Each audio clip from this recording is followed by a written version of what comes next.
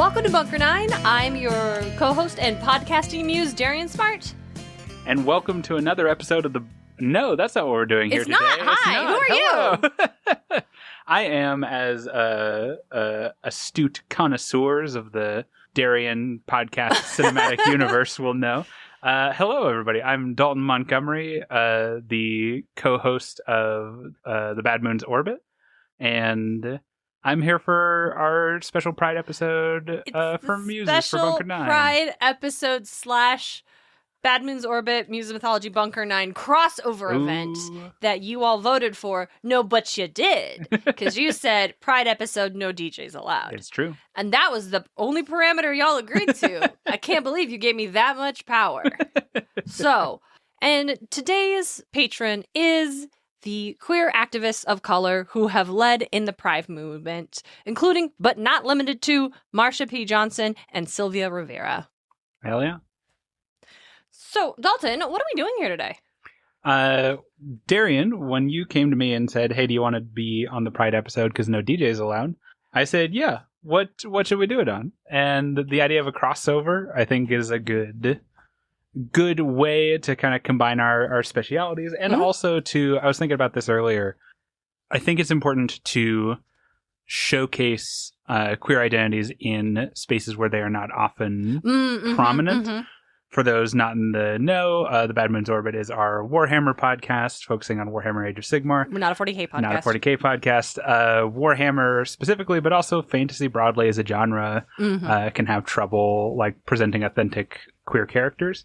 Intentionally? Yes, absolutely. And so I think it's both good to celebrate when they do it well and to showcase that and to show that you can have, not only is like the inclusion of queer characters something that can be done without like negatively impacting genre. That's a thing that you see some people sometimes say is that like, oh, it's not really fantasy if you have, which is stupid. Which is bad and wrong, actually. But that actually you can tell really interesting and fascinating stories by using kind of the weirdness that fantasy allows you to approach that lens. And I picked a lot of examples today that I hope kind of touch upon that, going into the unique strengths that like Warhammer and fantasy in general have. Man, I knew I was right when I was like, just gut impulse. I'm like, what am I gonna do? I'm like, Dalton. I live with Dalton now. This would be really good. And I'm like, I just know. So Dalton is gonna give this really thoughtful analysis of queerness in, as you said, fantasy, but also like if you aren't aware, Warhammer is a tabletop gaming. Yes. And tabletop gaming also has its fair share of assumptions about the player base who does or just doesn't or isn't allowed to engage in this space. Absolutely. So while Dalton is giving us that, I am going to bitch about Read Riordan. Yes, absolutely. I'm sure our listeners know this very well. We did a whole episode some years ago on for Percy's birthday. Ooh. How Percy Jackson's friends are all bad at giving gifts. Because there was a special Happy Birthday Percy post some August ago. And it was like, what did all of his friends and family members get him for his birthday? And they were all just aggressively bad gifts for Percy.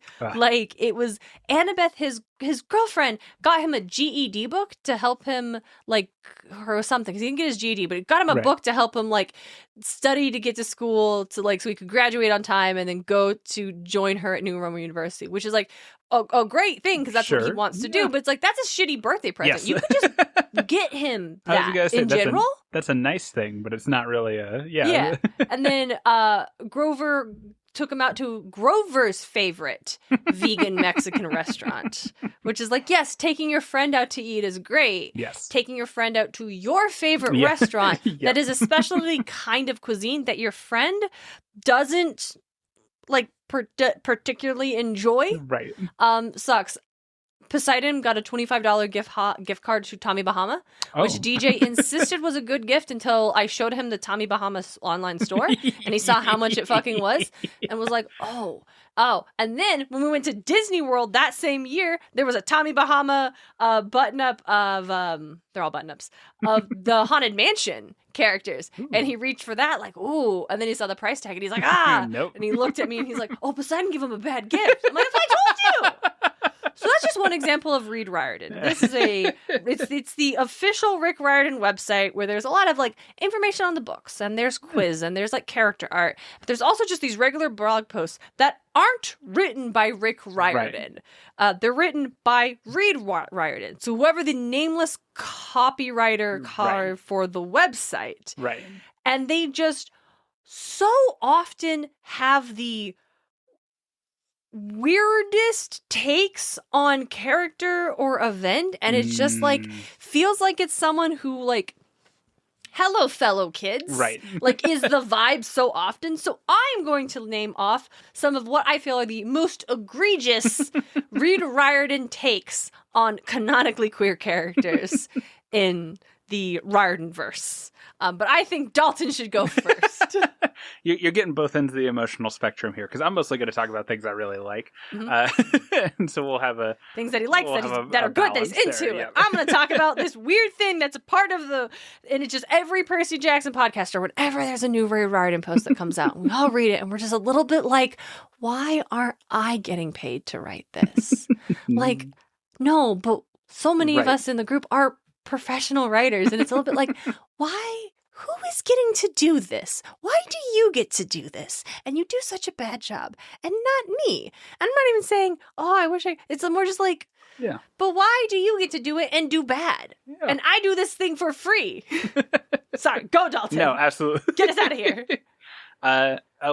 With an intro like that, I think I have to start with Neve Blacktalon and Shakana. I'm gonna give the briefest possible explanation for our Warhammer listeners, non-Bad Moon listeners, to what a Stormcast is, because both of these characters are Stormcast. No, let me do it. Oh yes, please. So, if you're not familiar with Bad Moon's Orbit, the premise is that I don't know anything about Warhammer.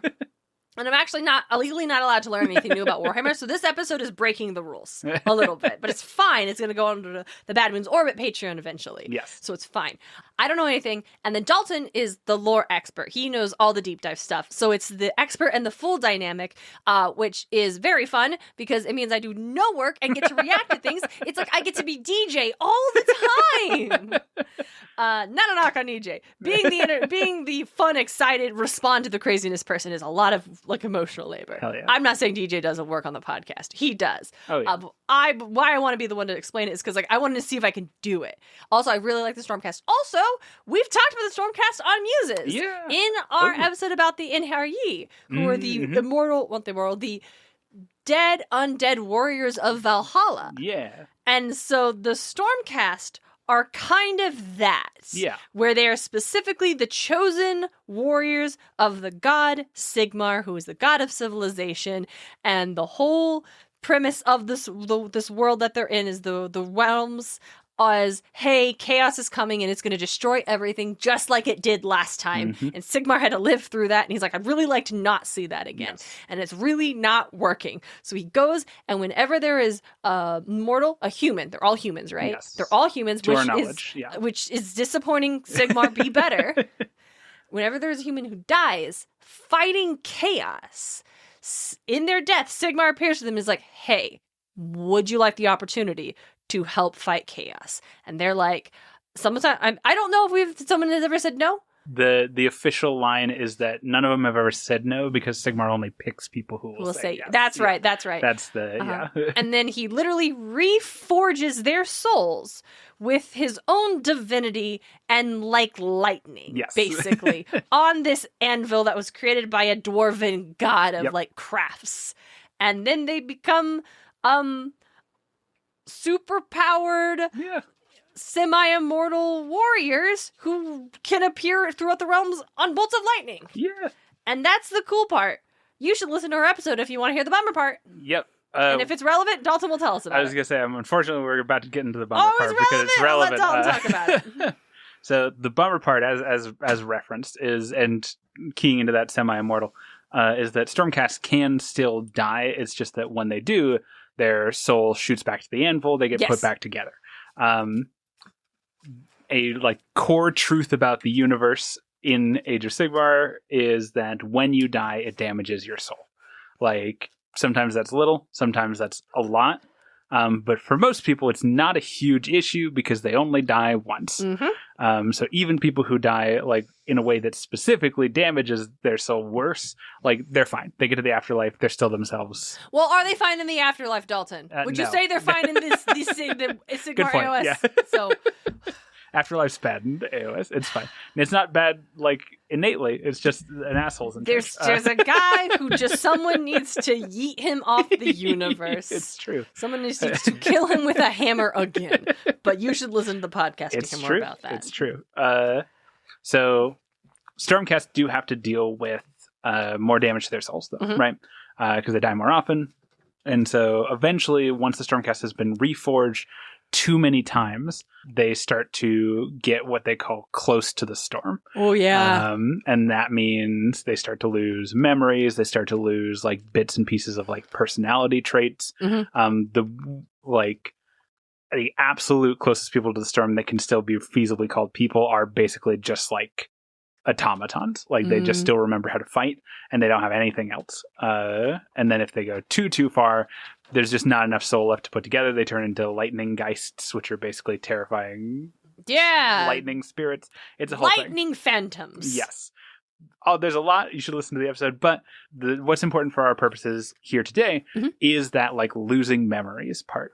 Because that is the relevant part for Neve and Shikana. So we actually mentioned Neve in our Stormcast episode. Neve Blacktalon. She has an animated series, which is great. Yeah, we'll probably cover it for Orbit at some point because it's really good.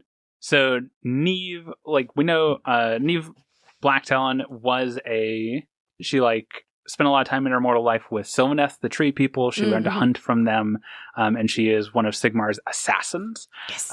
She is trained to ride the winds etheric, which is a fancy way of saying she can like short range teleport. She can phase into the wind of magic and reemerge. Very cool, Kicks y'all. ass. Very cool skill for an assassin. And in later lore developments, originally she was like an independent actor. She's an assassin. In later lore developments, she starts operating as part of a team called the Black Talons. Nice.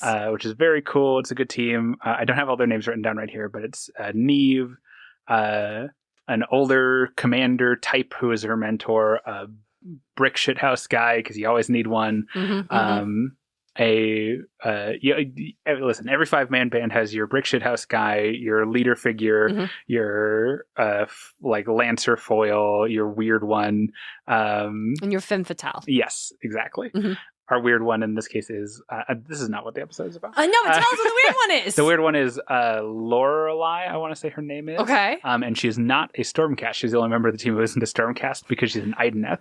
And she is working on a mercenary contract with the Black Talons in exchange for souls to take back to her enclave. The fish elves steal people's souls because their souls are broken. Yeah. Listen to the Bad Moon's Orbit it's good. for that nightmare. So the last member of the Black Talons is Shikana, the other person in this sapphic relationship that I want to talk about. So Neve and Shikana are an item. They're on the team together. They're dating.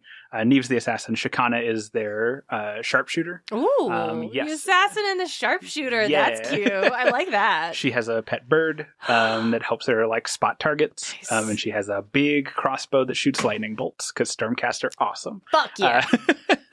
We get some of this this was like speculation for a long time because these characters have been around for a little while, and Neve is arguably one of like the faces of the setting. She's one of our most like she has an animated series. She's that's pretty big. Yeah, one of our most noteworthy faces. And in like the Black Talon series, we get confirmation that Neve and Shikana are an item, and like, here's my through line, my like things you can do that are interesting with queer narratives with the like space that fantasy affords you, is that I think we have a space when we're telling queer stories to tell like imperfect stories. I think that there's a lot of times where it is very compelling to try and tell like queer narratives that are exclusively like everything works out fine and that's good, and like I absolutely understand that because like listen, sometimes we need it. Because beforehand we never got it. Exactly. We've been through some shit, y'all. We're going to be going through some shit. Not to...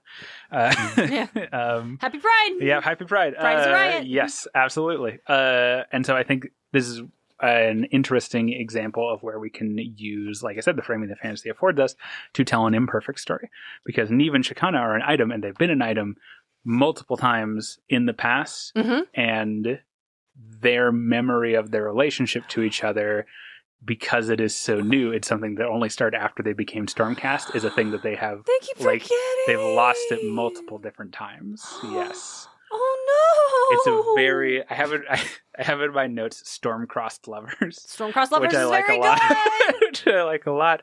But yeah, like I said, I think again, it's almost like not Notebook, because I don't like the Notebook. I don't really like Time Traveler's Wife either, but it's a little bit like that, I guess you could say, where it's like there's something both deeply tragic in the fact that this is a connection to each other that they lose, that they lose, because like it's not like they both reforged an equal number of times. Like sometimes Neve comes back and she doesn't remember that the relationship they shared, while Shakana does. Like that's hard. That's hard. What do you do in a situation like that? Like, and so the fact that they've like lost this connection to each other, but they keep finding it, like even in times when neither of them remember, they still end up like back together. I think that's space for like an imperfect love story that still has like an underlyingly like there's like really impactful in that. Yeah, absolutely. And if that ain't the like larger narrative through line of the whole setting, right, is like good things can still come from like bad situations. Like this is the kind of thing that we're fighting for. This is what makes it worth it.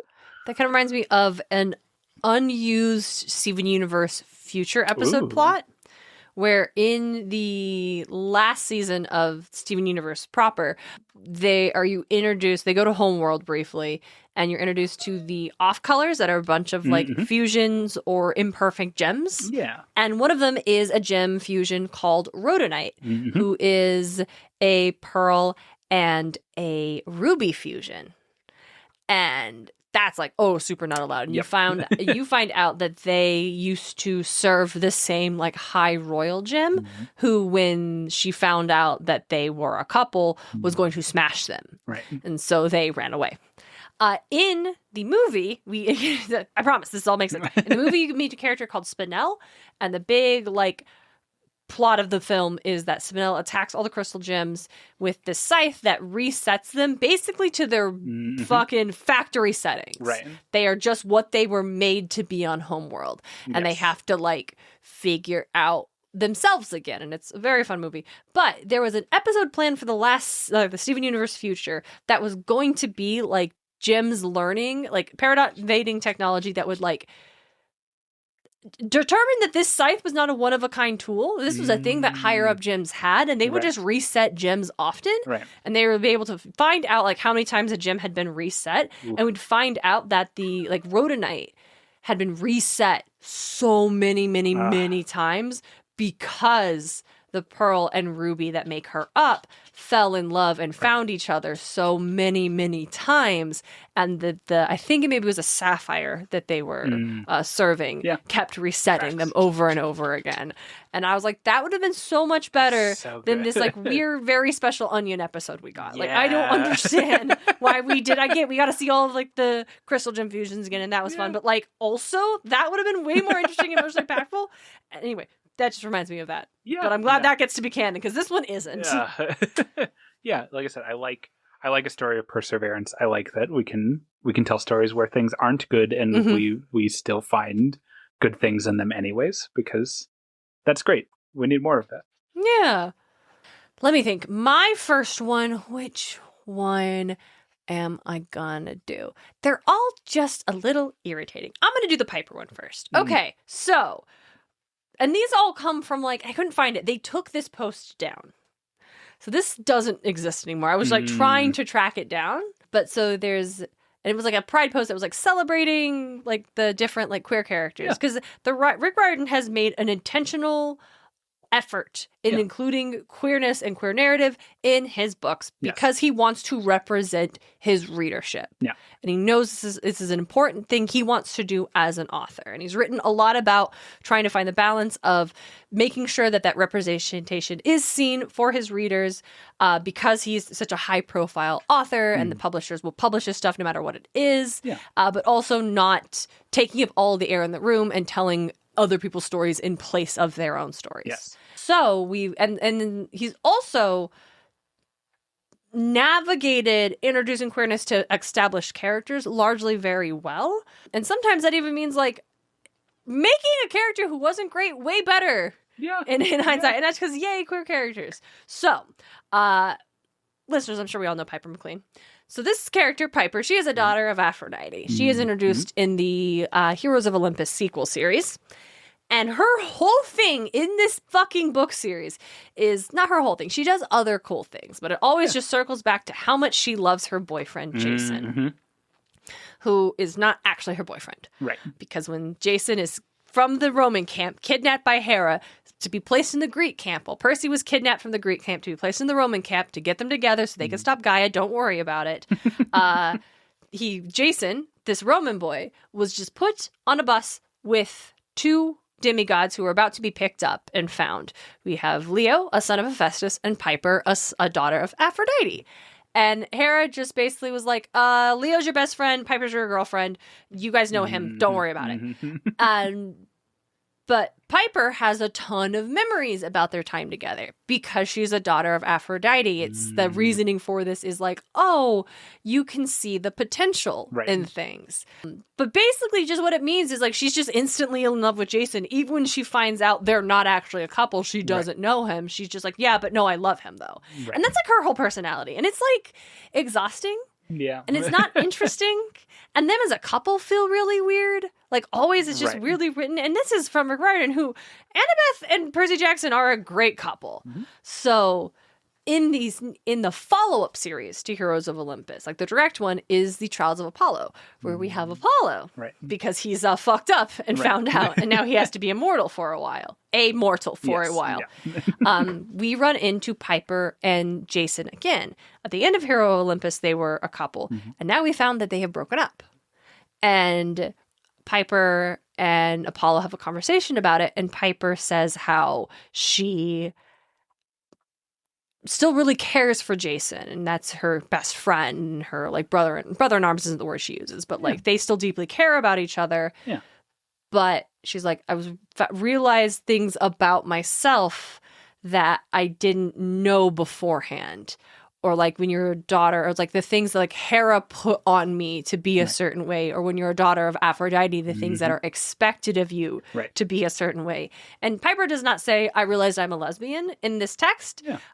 But she says it in so many words, like that is why they broke up, is she realized, oh, I love you, but not like that. Yes.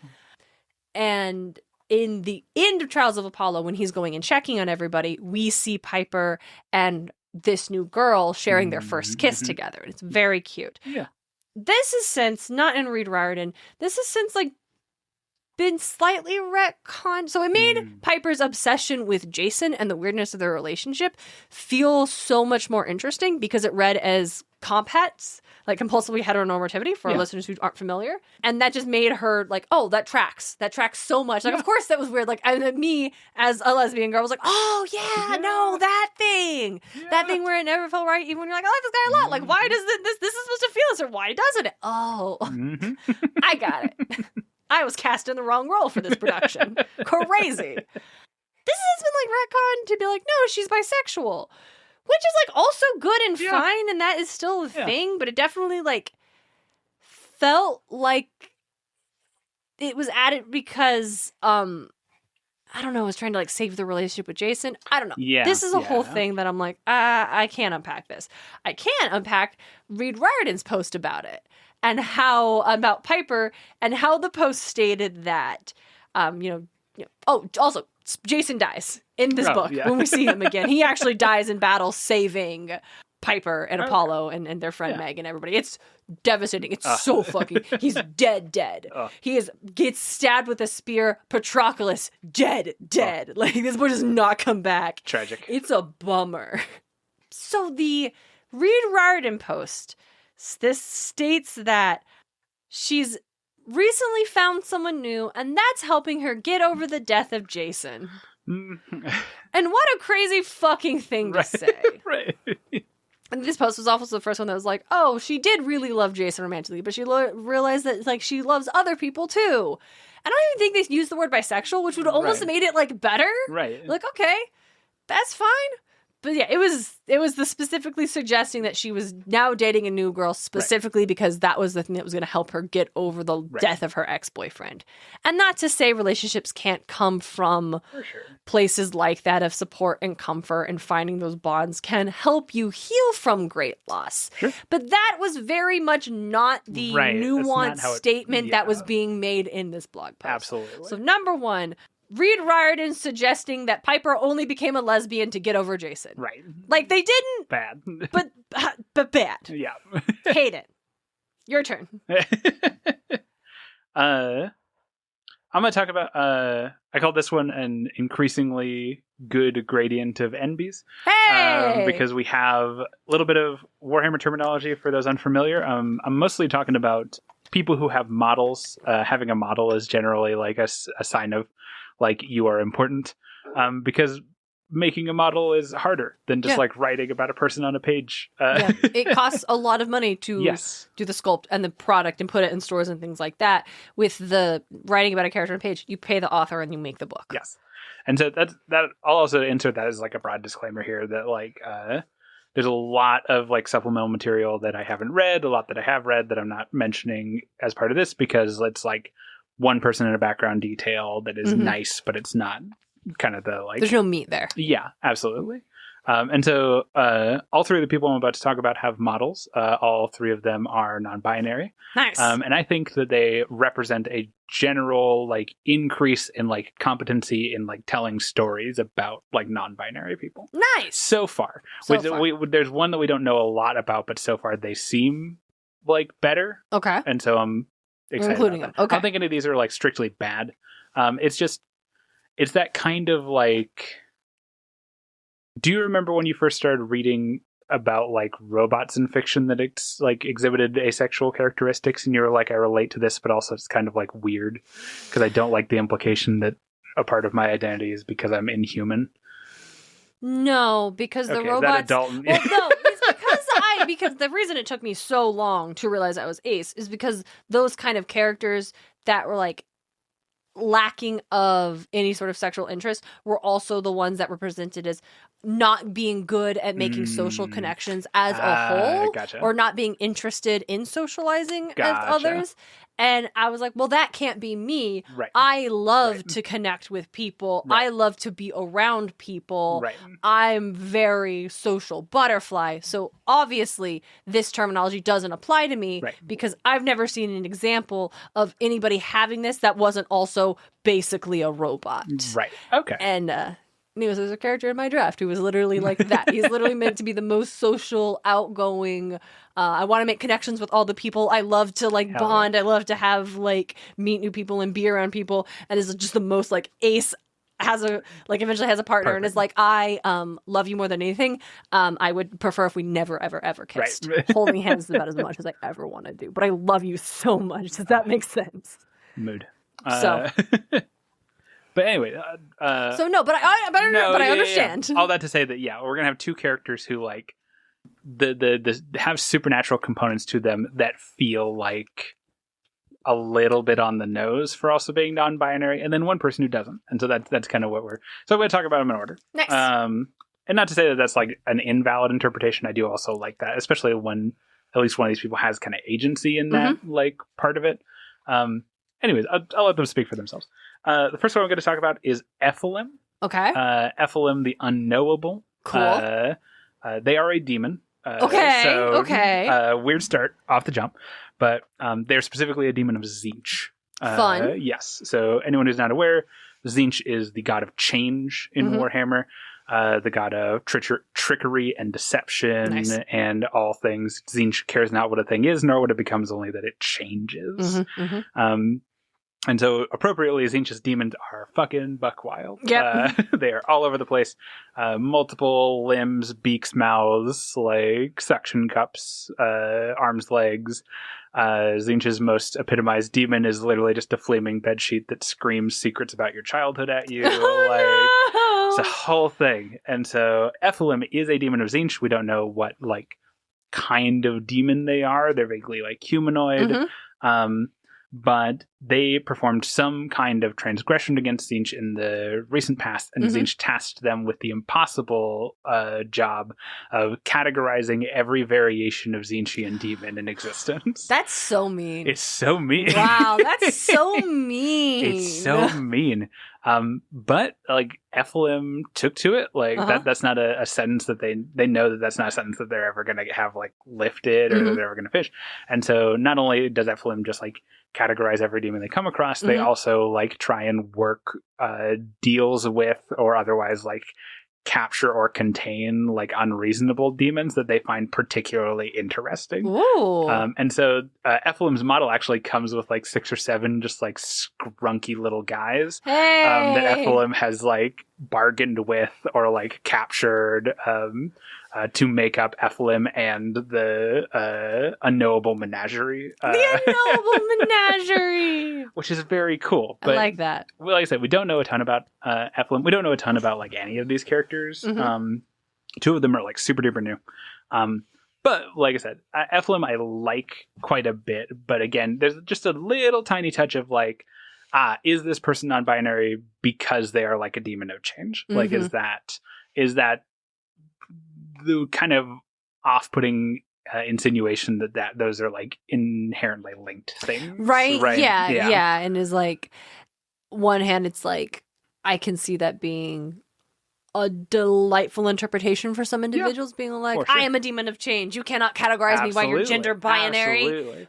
But also, these demons are inherently deeply malicious and harmful. Yes. And it's like, which is why you shouldn't just have the one. You can't just have the one. Exactly. Give us a like, even if you want to do more demons, give us like a non-binary cornate demon, and then we'll be in business. Yeah. Corn cares not from where the blood flows. But I have 2 more. Riordan, who we've talked about. Riordan is a Stormcast. I'm a big fan of Riordan. Yeah, Riordan the Witness. They have They have an eidetic memory where they just remember everything, and so they are immune to the curse of like losing memories as they reforge, but they still like lose parts of themselves. So they're, instead of the kind of like becoming a weird combat automaton, Riordan gets increasingly like analytical, basically like databasey, because they remember all of the facts and details of their life, but maybe don't remember how it made them feel. Yes. Or what that was like. Maybe probably does remember, and I was happy or I was sad, but like what that actually what that experience was is gone. Data point. And I'm not going to get too much into like their role as like an advocate for when someone's too close to the storm, they join like a special cast of Stormcast called the Ruination Chamber. I'm not going to get too much into Riordan's role as like the advocate of the ruined, because that's in the episode, and it's not what this one's about. But again, it's another thing where like Riordan has goals, motivations. They're very interesting. I like them as they worship a god that's they worship Sigmar, but they also worship Morda, a god that's not Sigmar, a god of death. I forgot about that. I really liked that too. Because fuck the god of death. Right. No, not like that. No. I get its pride, but not No. like not in this. There's probably somebody, but it's not us. It's not in this. Not us for a lot of reasons, but also this guy in particular. Listen to the episode. But yeah, it's another one of those things of like I like Riordan quite a bit, but we still have that kind of like vaguely off-putting notion of like, is this person non-binary because they've had so much of themselves like burned away? Yeah, right? That's what it is. And like, were you non-binary in life, or did this happen? Not happen, but did this an identity that was adopted afterwards because of an external circumstance, Yes. which again can be like can be valid, the idea, for sure. like the idea of in not having and being in one part of your life and not recognizing this about you, not having an opportunity to Right. live your full self, going through a dramatic experience or change, Yes. and then being like, and this is who I am, like representing death as the tarot card of great change, and that producing your true self on the other side. But again, that is it, without that being explicit in the context, we just have the kind of uncomfortable, is this just more of a let's make them weird and inhuman? Zinch is like the demon is like weird and inhuman, so they are non-binary. This character is losing their humanity. And that's no good. No. And then our last one we know almost nothing about because as of the recording of this episode, we learned about them like a week ago. Yes! Hey, y'all remember when I talked about those fish elves that take people's souls? We've got an NB fish elf that takes people's souls. Mathala. Great name. Mathala, Oracle of the Abyss. Oracle of the Abyss. So all Ideneth live in the deep, dark parts of the ocean. They've adapted to do so. Many of them are blind, like that kind of level.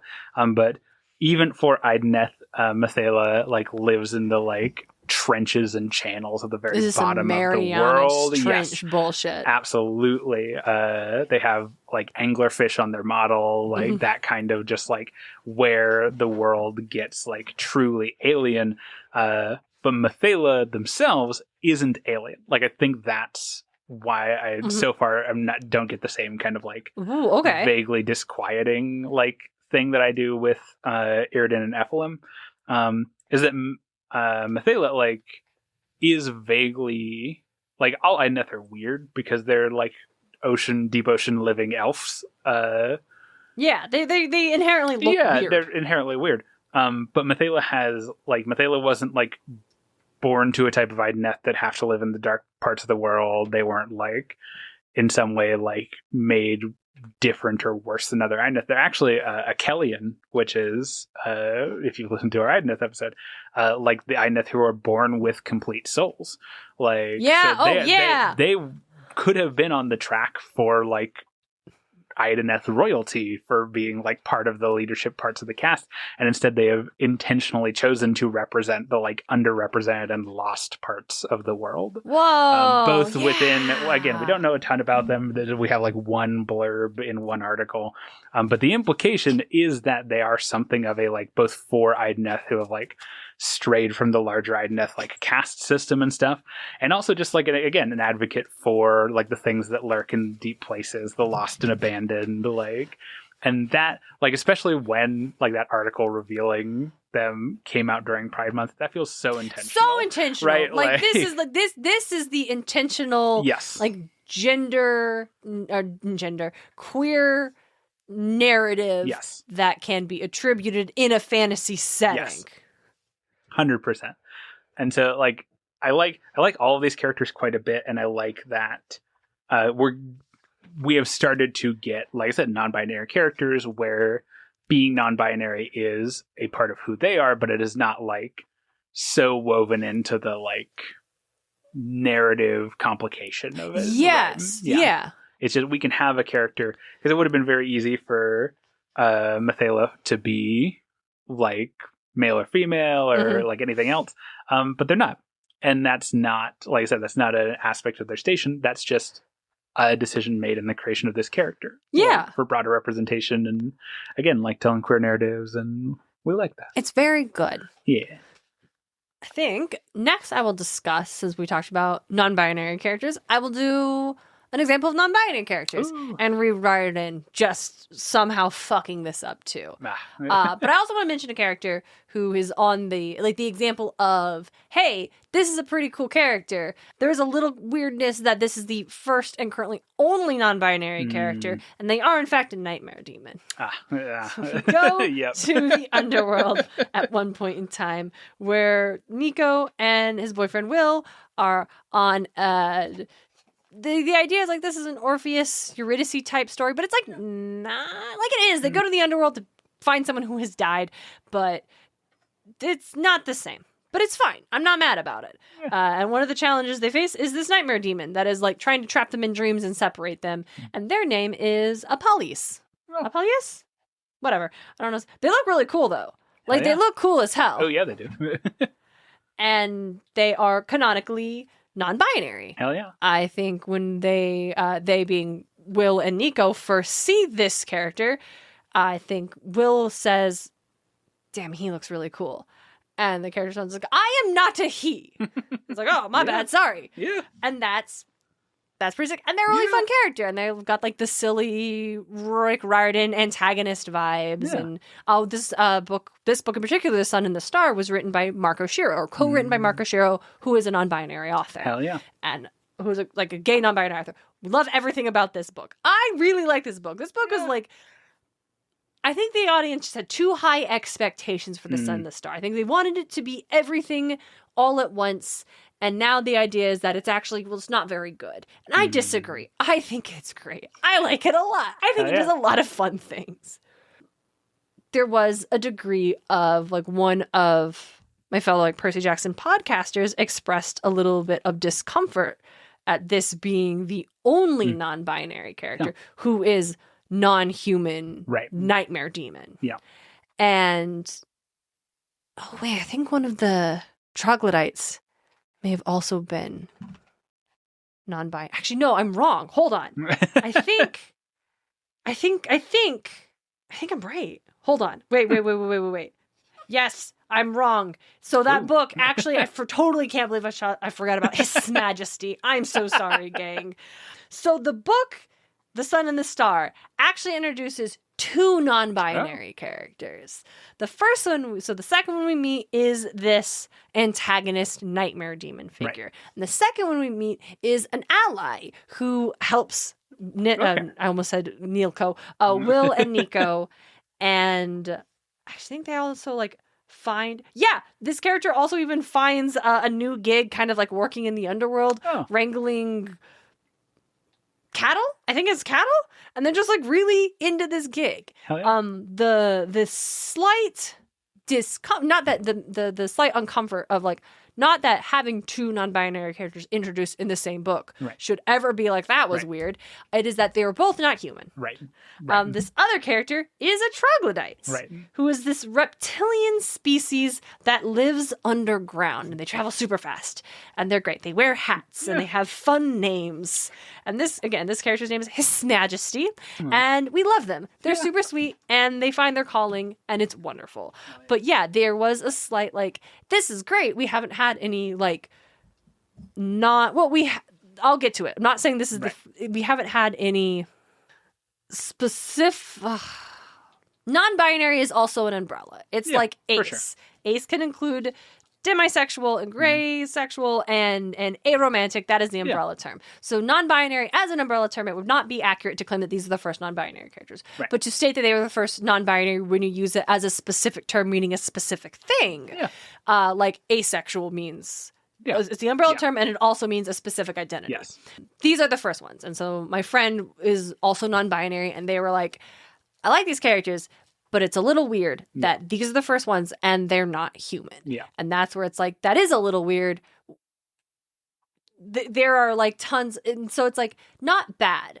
And also, it also like is also like not, it's not to say like the fantastical characters should never be queer themselves or have that. And that's also exciting to see because it does just add to the normalization of these identities 100%. As just a part of the fabric of reality. Yeah. But so here's where Read Riordan comes in. Because, as I said, these are not the first non-binary umbrella term characters. The first non-binary umbrella term character we have was Alex Fierro from the Magnus Chase books. Alex Fierro is a transgender fluid child of Loki. Cool. Alex is also the love interest of the book. And we love that. Yeah. Alex is also super fucking cool. Hell yeah. She's just a badass and an artist, and I'm a big fan of Alex. Hell yeah. And in introducing this character, when Alex appears in the narrative and she is introducing herself, and I think she is appropriate. I don't remember specifically what Alex's pronouns were in this specific scene. Usually when I try to reference the character, I try to use the pronouns from the scene, but I can't remember. It might have been he, actually. Actually, I think it is he. He, when meeting his new roommates that are going to be on this floor, and Magnus and the other characters, is very specific in saying, I do not use they, them pronouns. Right. I use she, her, or I use he, him, and I will let you know which is which, or I won't if I don't feel like it. Yeah. But very, very specific. One of the first, like, fact things, they're also a shapeshifter, which is super fun. Right, yeah. One of the first, like, fact things we know about this character is Alex does not use they, them pronouns. Right. So when Read Riordan does this write-up about these characters, and Alex, the blog just used they, them for Alex the whole post. You had one rule. One rule was that this character has specifically said, I don't use these pronouns. And it's like the fallback of not wanting to misgender. And I will also, if I don't know someone's pronouns, I will just default to they, them until otherwise. And I think that is like there's diversity in the language. But if someone has specifically said no, then it's this is one of the biggest, like, oh my, I was almost going to save this one for last, but like, nah, Dalton's talking about the NBs. Let's talk about this bullshit. And so, like, and the post that is about Alex, like, there is also a post that's just like, Alex Fierro appreciation post. That's still up, and that just uses they, them the whole time. Yeah. And it's, I guess at that point, you just like, how do you do that? I feel like either you make a call and talk about Alex, like, we interviewed Alex, and she says, and it'd be like, we're framing it as she, because when we talk to Alex, Alex is she, her. Yeah. Or you, through the post, just switch back and forth when you're talking about specific incidences about this character, or you mention it at the top and state, at this point in time, Alex is using she, her, so these are the pronouns we're going to use for the rest of our interview. Like, there are so many ways you could, like, creatively work with this. And they just didn't. They chose the laziest and most incorrect option for this character that uses 4 pronouns. Right. That was one that was just like, God damn it, Read Riordan. Why are you making me mad when you're talking about one of my favorite characters? You gotta know better. You really, that's the thing where that's when we all just look at it. It's like, why do you get paid to do this? Who's getting paid to do this? None of us would make that fucking mistake. So... all right, Dalton, who do you got? Cool. The next one, I'm calling this one the Anti-Haze Code. Because the next two we're going to talk about are villains in the story that they appear in, but in no way or like part of their story is it implied that their villainy is like connected in any way to their queerness. Like, they are 2 queer characters. One of them is less villainous than the other, and they are mostly like, they're less villainous and more antagonistic because their interests are not aligned with our protagonist.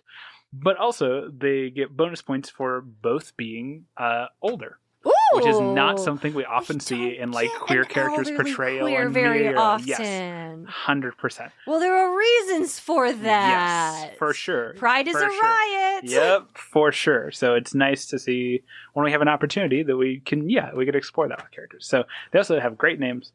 This is Wilhelmelda Borchase, the Magister Precept of the Coven Unseen. Nice. And Lynette Ezoshen, Magister Secundii. Nice. Great names. Right.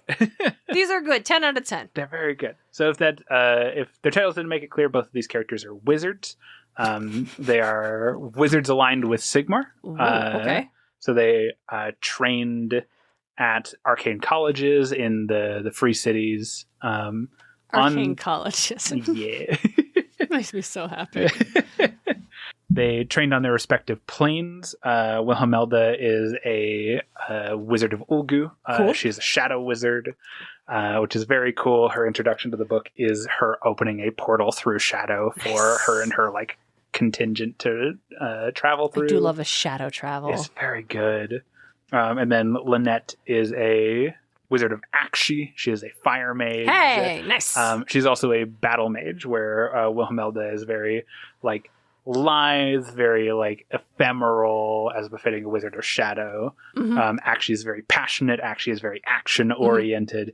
And so Lynette is trained in swordcraft. She's very brawny. She's got like a real like combatant build to her.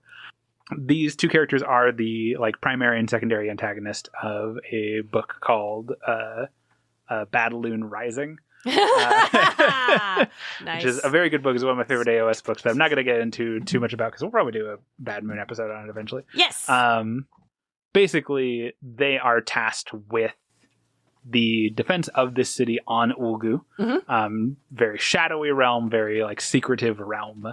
And we get little bits and pieces. It's noteworthy. Both these characters are older. They're not quite elderly, but like I think Wilhelmelda is like broaching 50. Lynette is like a little bit mid 40s. Oh, okay. And we get right from the jump the implication that they have a long romantic history, but they are not together anymore. Damn ex-wives. We don't know the exact nature of it. We do know that like Lynette's genuine, like the first line introducing Lynette to the narrative is Wilhelmelda like noting that it makes her like mad that she still gets like butterflies in her stomach when she sees Lynette because she has lots of like top of brain reasons why they don't get along anymore. Damn. Right? It's yeah, one of those, what like, a mood. Hashtag relatable. It's a very it's a very like queer characters are allowed to be imperfect. We're allowed to tell stories about people who like there's I would swear this is relevant, but I'm going to breach into one of my other favorite like medias, which is BoJack Horseman. Yes. There's a plot point in BoJack Horseman where secondary character Todd Sanchez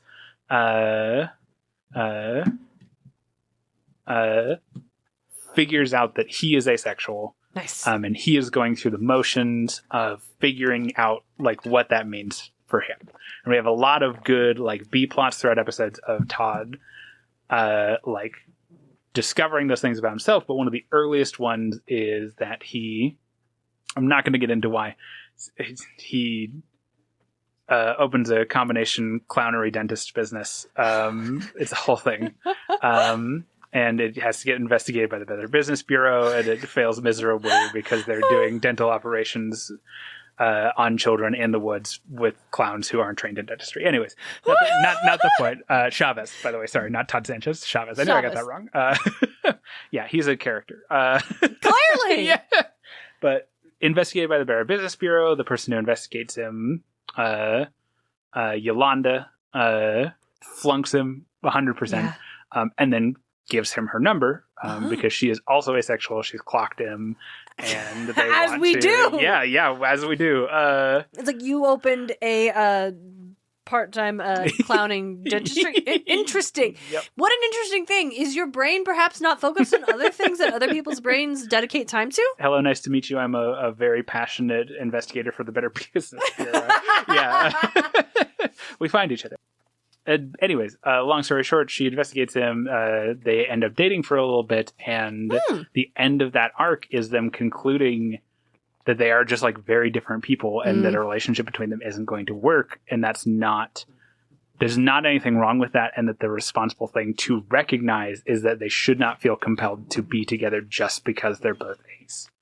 Right? Yeah. Like wow. that's a good Cut me deep. Yeah, like that's a good. That's a lesson that I think a lot of us have to learn in queer spaces, especially like not just asexual people, but like anyone who went to town in a small high school. There was maybe 3 or 4 queer people. Like I guess, like that's probably something you can relate to. And we see that in Wilhelmelda and Lynette, where like that they have this history with each other, where they came out of it just like certain that they do not work as a couple. They do not work as a relationship. Their work kept bringing them together, and they tried to make it work. But eventually, and the Wilhelmelda is the more like villainous of the two. She ends up being kind of our primary antagonist. And her fatal flaw is ambition. And that seems to be also part of what drove them apart, is that nothing is ever enough for Wilhelmelda. She's never content to just like rest on what she has accomplished. She's always has to be like pushing and picking at everything, whereas Lynette is like not into that. Like she wants to help people, she wants to protect people, and also we get an indication early on that Wilhelmelda is less concerned with that aspect of it. Like sure, she wants to help and protect people, but it's not where her focus is. Interesting. Yeah, that wouldn't work. No. And so like I said, it's good to get a villainous character who can be queer without that being like a focal point of their villainy. Yeah. And to see, like I said, older queer characters and also queer characters where things didn't work out between them, but it's not necessarily a fault with either of them. It's just that they aren't for each other. A thing that, again, like het couples get to experience and have stories about all the time. And it's not a failure to break up with someone. Exactly. When you're straight, when sometimes when you're queer, it feels like, oh, I've brought the whole movement down. Yep. And it's like, that's way too much pressure. Right. This also isn't related in any way to what we do, and I wish I'd written it down, but I did just want to mention that there's a bit where we see Lynette cast an Axian spell, a fire spell, and it's one of my favorite descriptions of magic I've ever read. Really? Because it just talks about like how as like she forces her way through every syllable of this spell, she can like it burns the inside of her throat like really spicy food because she's trying to cast it too fast, and so in the same way, if you like eat something spicy too fast, it you like get the hiccups. Yeah, 100%, and so it just like hurts her a little bit to try and rush through like the practiced art of magic, and it's great. It's also a really good book, and I like it a lot. Nice. You never guess who the protagonist is based on how I've talked about it this way. No, I don't. I couldn't for a lot of reasons.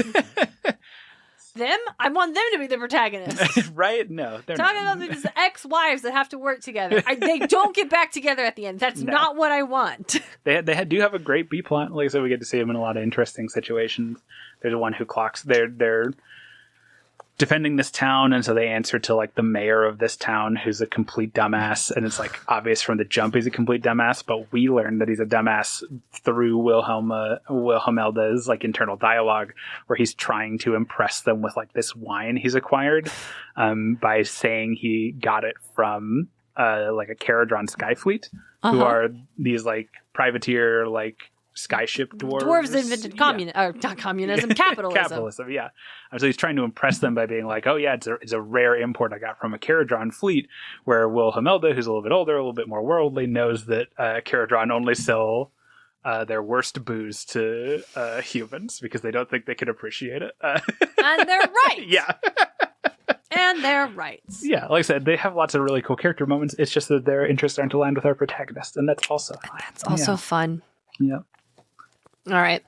I've got one. I'll do another couple. Hey. Hell yeah. So this was an extra weird one. Because here are two characters that are not canonically queer. And it was odd to have them included, and the way they were included also sucked. Ooh. And again, like we have it did take until we had Mark Oshiro writing The Sun and the Star with Rick Riordan to have a character explicitly say, this is my sexuality. And it's not that they ever danced around it, but I think it was the overcorrection of being like, well, people who are gay don't just say they're gay. Yes, we do. Yeah. All the time. I mention that I'm ace. All the time. Especially here's the thing. What I realize is if you don't think queer people mention the fact that they are queer often, then you were probably not a safe person for queer people to be around. It's because they're not telling you. Or they don't perceive you as being a safe person. Which can be for all sorts of reasons. Yeah. Or we both grew up in Idaho. Yeah. Like, sometimes it also just gets baked into you. You just don't. But like, if I have the opportunity to mention that I'm ace because it's funny, fuck yeah, I will. Lucy wants to talk about instead of straight. No, she can't. Like, it's because it's a joke. So it took a while for these characters, for like Will and Nico. I think the first ones that are like, because we meet a character who's like, this is my boyfriend. He's like very like, how dare you judge me on this? I can't believe. They're like, no. We're not. It's like, I'm gay and I'm bisexual. We're not. This is. Right. We're just like him. Like not as a he, but as a specifically this one is why we're shocked. Nothing else. There's lots of characters where, or like, that's not true. I mean, Alex specifically said, I am trans, but Alex never said, hi, I'm pan or bisexual. Right. Magnus is a character who we know is definitely bi or pan because Magnus likes Alex.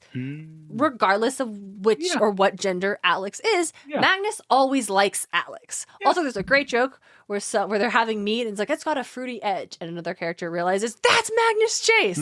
And the next chapter opens with, of course, someone mentions a fruity edge and my name comes to mind. And that's the funniest shit Rick Riordan has ever written. Like, who told him? This is before he's working with Mark. But the point being, so in the Magnus books, we have a dwarf. His name is Blitzen, and an elf named Hearthstone, and they are basically Magnus's dads, kind of. Okay. When for a while Magnus was an unhoused teen on the street, these two really took him in, really like looked after him, largely because they were told to do so. Watch this kid. So they were just, don't tell him we're magic. Keep an eye on him. But they are very close. Magnus is very close to them. Elves need sunlight to survive. Like they are literally light elves. Okay. And somehow Hearthstone ended up in the dwarven underground realm, and that was bad for him. And Blitz found him and invented a tanning bed. Cool. To keep him alive. And there's just a tanning bed at Blitzen's house whenever Hearth wants to come over. So, and they're, at one point in time, Hearth gets hurt, and the way Blitzen's description is, he's like emotionally very distraught. And the way Blitzen's description is described is, what did you do to my elf? And so I personally read them as having a romantic relationship to some capacity. Yeah. This is not a canon interpretation. This has never been explicitly stated, and there is like text to suggest otherwise with this other lady character who is introduced, who's someone that Hearthstone knows, who very clearly has a crush on Hearthstone. And then one time he goes and rescues her, and he feels like, not just good that I saved my friend, but you definitely get the vibe that like maybe Hearth also likes her. And that's fine. If this doesn't have to be canon for my thing, and this is how I get to read the book and enjoy it, and that's fine. But again, like it is when doing a blog post about the queer characters in this world of this author, we appreciate it when you have the canon ones. Right. And if you're going to include a very popular like headcanon queer pairing, maybe don't say the line, but what about Hearth and Blitz? Don't they seem a little, And that was fucking crazy. Right. I was like, why are you acting like someone's aunt? Right. What was that? Like I said, the Hays Code is dead. You don't. Yeah, the Hays Code is dead. That was like so weird to read and be like, yeah. And speaking of Blitz and Hearth, don't they seem really close? Say what you mean. What? No, don't. Yes, but like that's a fun thing we as the fans get to talk about. That's a thing like DJ and I get to discuss on the podcast. That's like a thing that we get to like as readers get to read their relationship in certain ways. Yeah. You don't get to play that. You're not invited to the party, Read Riordan, and not on a list of characters who are canonically queer, who have said outright, like Lavinia from the Trials of Apollos, who's like, I could never join the Hunters of Artemis. I just love women too much. Like, sorry, I could. Literally, the goddess Diana says you would make a great hunter, and she'd be like, thank you so much. I actually love women too much to join. I could not accept your gift of immortality because I just love women too much. She's great. Her girlfriend is a nymph. We love it. But yeah, it was very side. This one was just gross. Some of them are just like, that was a weird thing to say. Like, that was an odd way to describe it. That was a really short-sighted, lazy way to do it. Right. This one just read as super gross. You don't have to be coy. Just like... Yeah. It's like, they don't belong here. Like, I'll say, all right, Blitz and Hearth don't belong in this list. Certainly not like a weird wink nudge. Yeah, weird wink nudge. Ugh. All right. You got one more? Yeah. Great, I got one more too. We should have reversed these orders so we can finish off on Darien not yelling. Whatever, it's a Bunker 9 bonus episode. This is what the people pay for. This last one, I'm going to introduce yet another hyperfixation of Dalton and Darien into this podcast. Woo! Because this one I called the Cheery Little Bottom Special. Hey! I'm so excited. Look, it's Discworld again. Yeah, read Discworld. You used to read the Discworld books. Podcast, they're very good. Don't start at the first one. No. Go to the Discworld Emporium. Go to the quiz that says which one should you start with. Yes. Start with that one. Yep. I like Guards, but you may not. You'll like Guards too, but it might not be the perfect starting point. I like the first one I listened to, which was Witches Abroad, which was super fun. Yep. But if I were just to recommend, I'd have to know you pretty well. That's true. I think a kind of fun place just to start and get a real good vibe taste, Going Postal. Yep. Completely agree. For those not in the know, why I'm just going to talk about Cheery Littlebottom for a little bit. Cheery Littlebottom is a dwarf. On the Discworld, all dwarves are presumed male. It's just like a cultural staple that's stuck, right? They all use he, him pronouns. Yep. Every single dwarf. Yes. Everybody's he, him. Dwarves don't even share it like internally amongst themselves. In one book, Pratchett describes like dwarven marriages involve getting married, having the ceremony, exchanging dowries, and then finding out if you're a childbearing couple or not. Right? Like it's very. And you are or you're not. And you know what? It doesn't matter totally either way. Fine. Yeah.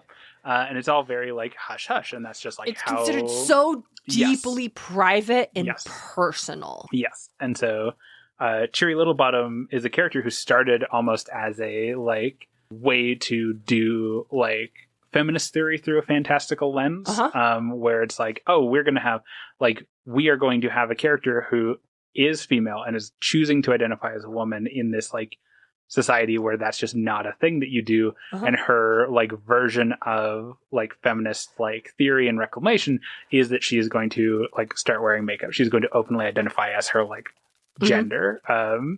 And while still keeping her dwarven traditions. Cheery keeps her beard because you'd have to be insane to not have your beard as a dwarf, right? Yeah. She carries her axe at work because you have to be insane that is your fucking cultural icon. Yep. Don't take away the axe. And so like I said, Pratchett wrote it originating from a talk on like feminist theory, and then it very, very quickly got adopted by like trans communities because there is literally a whole scene where Cheery and another character, Angua, and Cheery's talking about like, I think I want to change my name. Yes. Because it's not...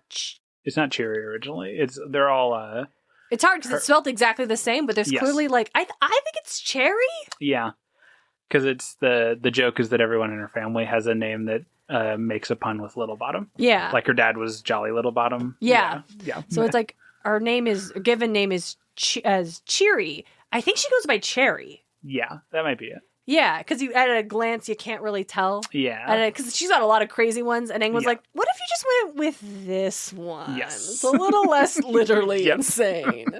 And Angua, who is a werewolf, and also I love Angua. Great. But yeah, there's literally a scene where she's going to pick her new name. Yes. And the trans folks were like, it me. Yeah, 100%. Cheery's great.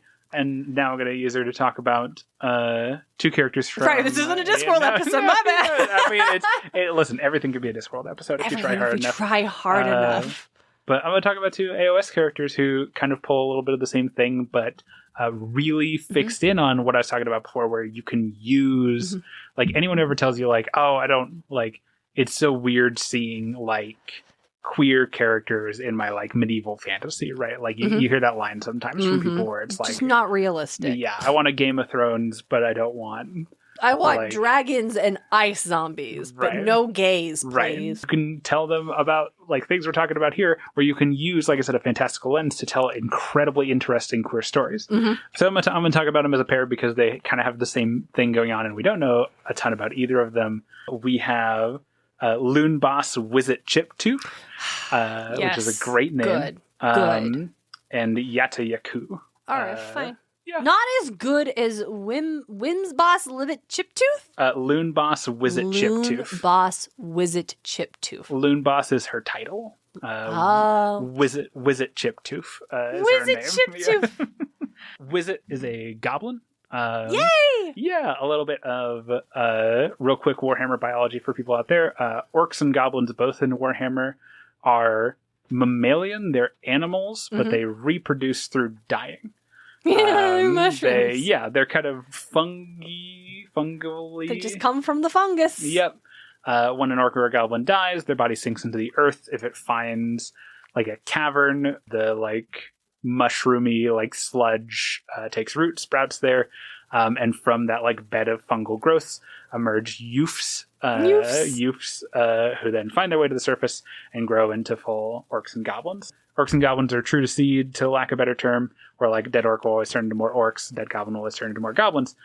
But because of that like quirk of their biology, they are like monosex, like they don't reproduce sexually. Everybody's just a goblin. Right? You're a goblin. Their most important physical characteristic is that you're green. Right? And so they've never had like orcs and goblins get all of their ideas about gender from the people they interact with, right?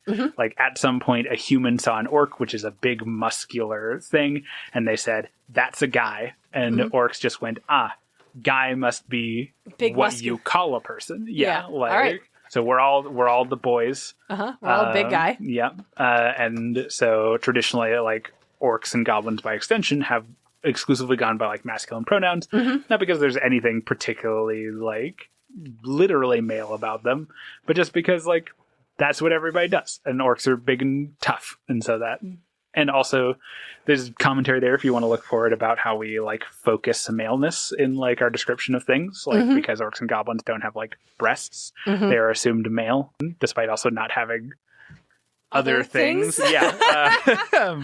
And so we get in AOS, this was never a thing explored in the old world, but in AOS we get Wizit, who is just like, she's mentioned in AOS as a role-playing game. It's called Soulbound. She's mentioned like in a sidebar in Soulbound as like the boss of her tribe. It's literally as simple as like, most goblins are the boys. She woke up one day and said, I think I'm the girls. And with a Z, obviously. And that's just been it ever since. Like, the most important thing about Wizard is if you step to her, you're getting shanked. And just shanked. Yeah. She's real small. She's a gerblin. Yep. It's real easy for her to do that. It's true. She's good at it. That's why she's boss. She's also leader of her tribe. Yeah, watch out. She's the boss. She's girl boss. Yep. But that's basically all we get for Wizard. And then we have Yata Yaku is a Seraphon. Oh, so they're again, dinosaurs from beyond the stars. Yeah, I was gonna say Seraphon are neat. They're lizard people made of star magic. Their souls stored in huge pyramid computers and then projected onto the earth by frog wizards. Warhammer's great. The only theory about pyramids I will tolerate in Muse's space. They're full of lizard souls. Yeah, full of lizard souls made of star stuff. Yeah, some of them when they get like made of starlight onto the world, they just like turn back into like flesh and blood lizards, and they just like live on the world. Yata Yaku's one of those. We don't know if she's like first generation, like she was Starborn at some point, or if she's like, because once they turn back to flesh and blood, they can like build new spawning pools and just like make new flesh and blood lizards. Nice. So they are just like native Seraphon to the realms again, which is cool. But Yata Yaku is almost God, like he's so fucking big. Oh my God. You can't go up there, buddy. He could, though. It's true. His paws are on the ground, but his paws are also on the desk at the same time. Holy fuck, this is a big you're too cat. Big, my he guy. just lives in my house. This big fuck off cat. Sorry, y'all. I'm going to take it out. You won't even hear it. It's a big cat. Go on. Yata Yaku's the same thing, where, like I said, Seraphon don't have, like, physically distinct, like, sexual characteristics. They're made of starlight. Even the ones that are, like, flesh and blood born in the realms, like, spawning pools just make new Seraphon eggs. There's not any, like, biological processes involved there. Every Seraphon is just a lizard. And so it's a similar thing where like humans see like a big muscular lizard, they go, that's a guy. Yep. And that is the assumed norm. And so we get kind of a weird, Seraphon tend to be a little bit like alien by their nature, a little bit robotic. They're dinosaurs from beyond the stars. They're dinosaurs from beyond the stars. That's fine. So we get kind of a weird, like I said, we have the same thing with Yata Yaku where she uses like she, her pronouns, despite most Seraphon using he, him, or just nothing because they don't like. They don't subscribe. I was gonna say they hit unsubscribe. Yeah, here's another queer thing. Seraphon tend to only really adopt like names and like pronouns and stuff when they're interacting with humans. How about that? Because the rest of the time they don't need them. Like, yeah, it's just to like make their human allies feel better. Mood. No. And so we get a similar thing with Yata Yaku, but where we kind of see it from with Wizit, we kind of see it as like a self-actualized thing. Yata Yaku's job within the like conclave is that she tends the like spawning pool. And it's mentioned in the blurb about her that there is the possibility that she initially got the idea to start going by she, her, largely in part because her spawning pool is close to human settlements, and there might have been a like misunderstanding or miscommunication or imposition there from humans where they were introduced to this is the skink that tends the spawning pool. We're going to start using like she, her for her. Yeah, that seems like a thing humans would do. Maternal. Yeah. Because maternal. Yeah. And like Yadayuku has continued to use like she, her. Like it seems to be a thing that she like, is like comfortable with. Yeah, absolutely. But it's interesting. Again, like I said, it's a little bit of the cherry little bottom thing where like Wizit seemed to reach it kind of fully of her own like volition, whereas Yadayuku, it's a little bit of like cultural like crossover, and that's not necessarily bad. Like even if it was imposed on her initially by people who are like unaware, the fact that she's like since taken to it speaks again to the big theme of Age of Sigmar, which is everybody working together. Like, and there's also ways of like finding your identity by being introduced it to others, like learning that language you didn't have before. Yes, exactly. Can also be a very good narrative. Yeah, 100%. All right, do you want to hear about the bullshit Ace Erasure Read Riordan pulled one year? Oh no! At home. I know. It's in the calls coming from the house. All right, I want to tell you about Reyna. She's my favorite character. She's a badass. Hell yeah. She's a daughter of Belladonna, a Roman war goddess. Yeah. We love her. She's great. She was running the Roman camp when Percy Jackson showed up. Yeah. She's been running shit for a while. Nice. When we first meet her, this is mildly retcon, but it's fine. She was actually on Calypso's Island. Ooh. That Percy released a bunch of fucking pirates on. Well, Annabeth released the pirates. And they overran the island full of women, and with Calypso not being able to do any magic on them. We are really hoping to see that changed for the TV show. That'd be nice. Would very much like everything about the Calypso sequence to just be totally different. Listen, I know you were retelling the Odyssey, but maybe different. But if you're going to retell the Odyssey, maybe recognize the role each character plays in that narrative. The fact that Calypso's not a villain. Right. She is an obstacle. Yeah. But she actually is one of the most helpful characters that Odysseus meets on his journey. She helps him so much. Mm-hmm. All right, you keep saying Calypso. Are you thinking Cersei? I am thinking Cersei. What's so funny is that Rick Riordan himself made the same goddamn mistake in the book. Wow, that's hilarious. Yeah, Cersei's Island. She was on Cersei's Island. And then later on does say I was on Calypso's Island. Oh, no. Talking to Apollo. And obviously it was just type. I said the wrong sea goddess from the Odyssey. I was going to say sea goddess from the Odyssey. Like I just did 6 times. Who has her own island. Starting with the sea. Yeah. And but you know how fast you caught that? This is Disney Hyperion publishes Rick Riordan's books. It went through editing, and no one caught it. We first meet Reyna. It is not suggested. It is basically stated that she, and because Jason came from the Roman camp too, and he was her co-leader. It was basically stated that their relationship was on the path towards becoming a romantic couple. Like they were. It's oftentimes the creators who are in this position end up dating, and they were very close, and they got on really well. And then Jason comes back with a girlfriend. And Percy is so great, but Percy's already got a girlfriend. Right. And we find out that Reyna she's from Puerto Rico. Her dad sucked. She and her sister end up on Cersei's Island. They end up taking over the pirate ship. Her sister Hyla ends up taking over the Amazons. Reyna joins the Roman camp, takes over. She's great at everything she does. And then we find out in the Apollo books, so this was a thing. We find out that the goddess Venus gave her a prophecy telling her that no demigod would be able to heal her heart. Oof. And so it's like, oh, poor Reyna. Right. And it's like, oh, that's rough. And so we find out in the Apollo book that one day Venus was looking at Reyna in like a magic orb and was like, this poor girl. And Apollo's like, hey, who's that? She's like, nobody. And if you ever get fucking close to her. So Apollo, who is now basically mortal, runs into Reyna again. He's like, that's the person that Venus said I wasn't allowed to talk to. Right. Oh no. And like Reyna's great. And Apollo is at this point an awkward 16-year-old boy. And he's like, oh man, I really like her. She seems awesome. And I was like, well, hey, I know this is a thing about you. What if, maybe I could help I do that. If you want to, I can be your boyfriend.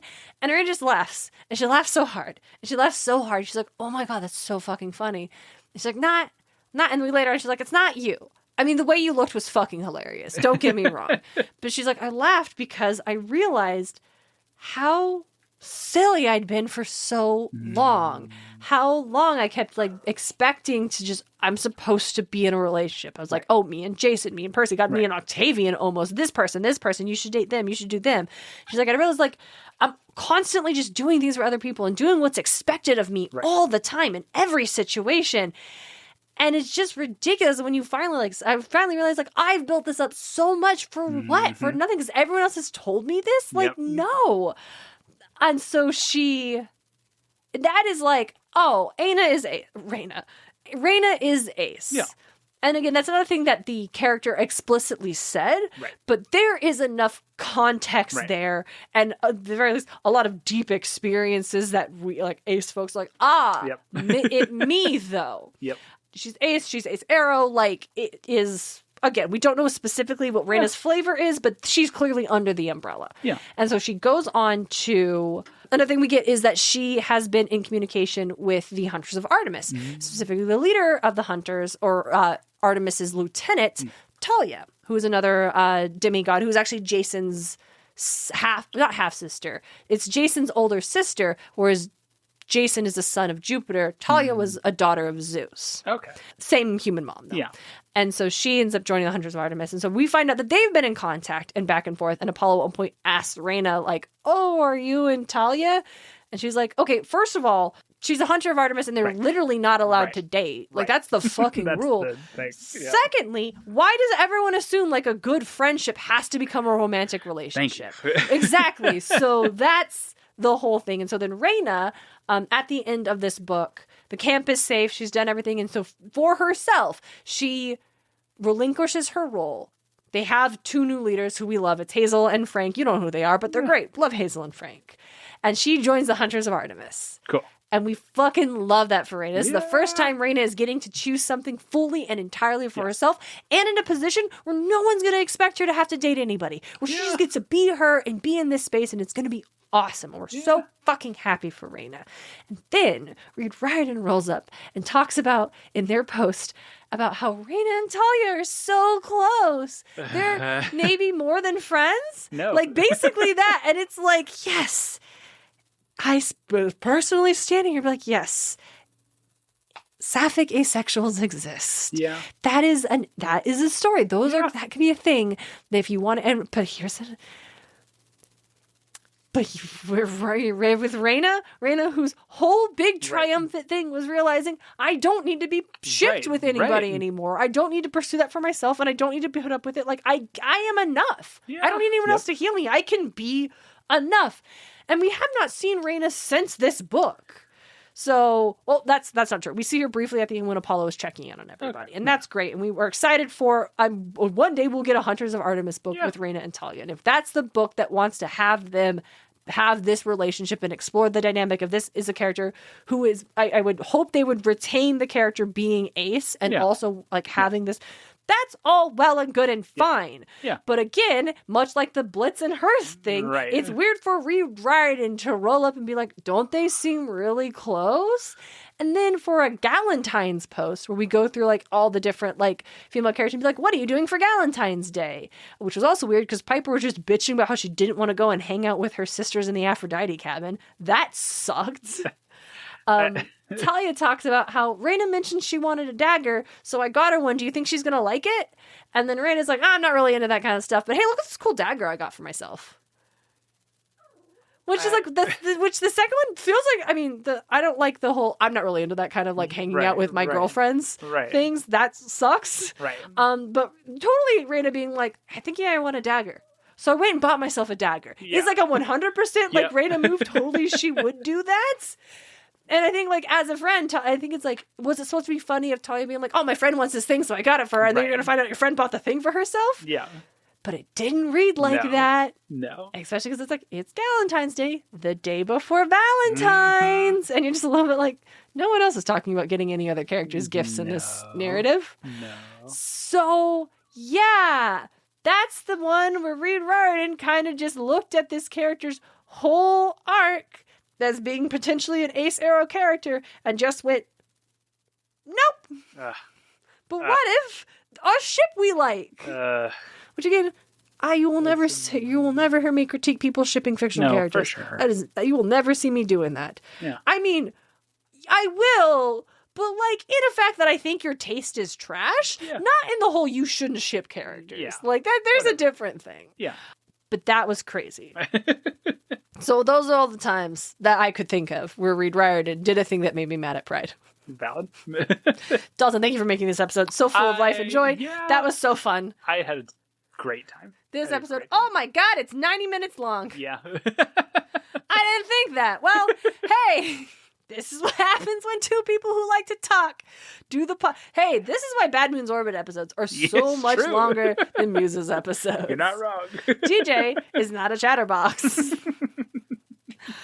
All right, Dalton, thank you again for joining us. Of course, would you like to tell the Muses listeners where they can find more of you? Yeah, absolutely. You can find me alongside Darien. It's very much got this dynamic at the Bad Moon's Orbit. We are Bad Moon Podcast on Instagram, where we post updates. We're on a bit of a hiatus when you're listening to this, but hopefully we'll be back soon. Yes. You can also find us at the Bad Moon's Orbit on Spotify.